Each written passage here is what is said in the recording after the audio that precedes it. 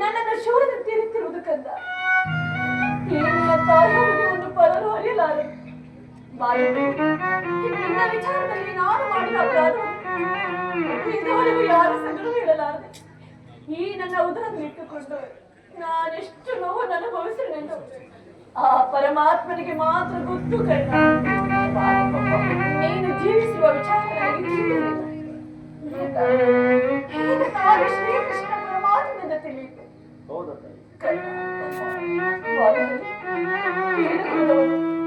ಸೋತು ಕುಲದವನು ಇಂದು ಜನರು ನಿಲ್ಲಿಸುತ್ತಿರುವಾಗ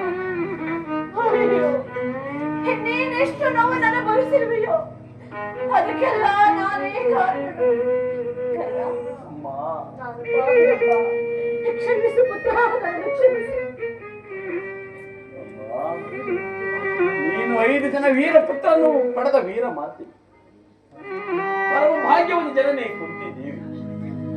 ಅಮ್ಮ, ನೀನು ಈ ರೀತಿ ಮಾತನಾಡದ ಈ ಬಾಲಕಾದ ನನಗೆ ಶ್ರೇಷ್ಠವಲ್ಲ. ನೀನು ಪಾಪಿ ಅಲ್ಲಮ್ಮ, ಪವಿತ್ರ. ನಿನ್ನ ಪಾದ ಪೂಜೆಯನ್ನು ಮಾಡಿದ ಆ ಪಾಂಡವರೆಲ್ಲವೇ ನಾನು ಹತಭಾಗ್ಯ. ನನ್ನ ಕರ್ಮವೇ ನನ್ನನ್ನು ನನ್ನ ಕರ್ಮವೇ ಈ ಗುರು ಶಾಪದಿಂದ ನನ್ನ ಕರ್ಮವೇ ಆ ಭೀಷ್ಮನ ಬುದ್ಧಿ ಮಾತನ್ನು ಹರಿಸಿತು. ನನ್ನ ಕರ್ಮವೇ ಜಗತ್